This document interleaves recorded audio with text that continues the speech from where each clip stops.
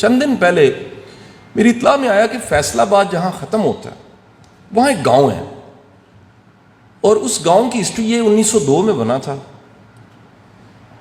میاں صاحب اس گاؤں میں 95% نمازی ہیں، 95% لوگ نماز پڑھتے ہیں۔ دوسری بات یہ ہے کہ اس گاؤں میں کہیں ڈھول ڈمکا نہیں ہوتا، ساری شادیاں مسجد میں نکاح ہوتا ہے، پورے گاؤں میں سگریٹ نہیں ملتا جی، پورے گاؤں میں کسی کے گھر سے ٹی وی کی آواز باہر نہیں آتی۔ گاؤں شاید واحد گاؤں ہوگا جو عشر دیتا ہے۔ دکھ کے ساتھ کہہ رہا ہوں، ہمارا BS اسلامیات پڑھنے والے بچے کو بھی عشر کا نہیں پتا، زکوٰۃ کا پتا ہوتا ہے، وہ گاؤں عشر دیتا ہے۔ میں لاہور سے اسپیشلی، ایک ہمارے بزنس مین دوست تھے، وہ کراچی سے لاہور آئے، ہم دونوں سنڈے کو صبح ڈرائیو کر کے اوڈم والا میں چلے گئے۔ اوڈم والا جو ہے وہ بالکل اینڈ، اس کے بعد شروع ہو جاتا ہے ٹوبا ٹیکسنگ۔ وہ گاؤں کو پورا دن ہم نے وہاں جا کے مسجد میں گزارا، اور علاقے کو پورا امن۔ بٹ صاحب جب ریسرچ کی ہم نے، اب سوال یہ تھا کوئی ٹریننگ پروگرام ہوا ہے، کوئی تبلیغی جماعت آئی ہے، ایسا کیا ہوا ہے کہ یہ سب کے سب نمازی ہو گئے ہیں؟ انہوں نے کہا جی اس کی وجہ ہے۔ وجہ کیا ہے؟ کہتے ہیں یہ گاؤں جب آباد ہوا تھا تو 100 سال پہلے انڈیا کا ایک گاؤں ہے روپڑ۔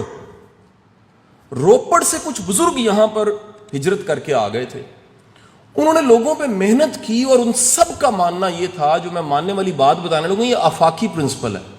یاد رکھیے گا، تربیت نہ کتاب کرتی ہے، نہ لیکچر کرتا ہے، نہ واعظ کرتا ہے، نہ تبلیغ کرتی ہے۔ تربیت بندے کے کمپنی سے ہوتی ہے۔ اگر بندہ اہم نہ ہوتا، شخص کی کمپنی اہم نہ ہوتی، تو اللہ صرف کتاب اتارتا، نبی کی ضرورت نہ ہوتی۔ اگر بندوں کی اہمیت نہ ہوتی تو سرکار دو عالم اپنے اصحاب کو ستارے نہ کہتے کہ جہاں ملے ان سے روشنی لو۔ ان طالب علموں میں اور ہم میں کیا فرق ہے؟ 1400 سال کا گیپ ہے۔ انہیں فزیکلی کمپنی مل گئی، ان کے قدموں کی خاک ہم بن جائیں، بڑی بات ہے۔ ہم 1400 سال بعد والے۔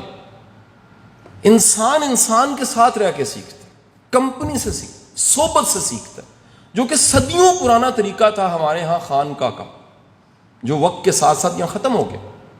اور خانقاہ کیا تھی کہ آپ کے ساتھ کو بڑا استاد، کو مرشد وقت گزارے، آپ اس سے صرف ابو بن ادم اور لاگرتھم نہ سیکھیں، آپ اس کی عادات دیکھیں، اٹھتا کیسے ہے، بیٹھتا کیسے ہے، انداز کیا ہے، طور طریقہ کیا ہے، ورتن کیسا ہے۔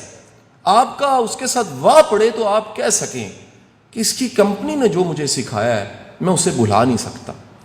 میرے بیٹوں اور بیٹیوں، آخری بات کیا کہ میں بات ختم کروں گا۔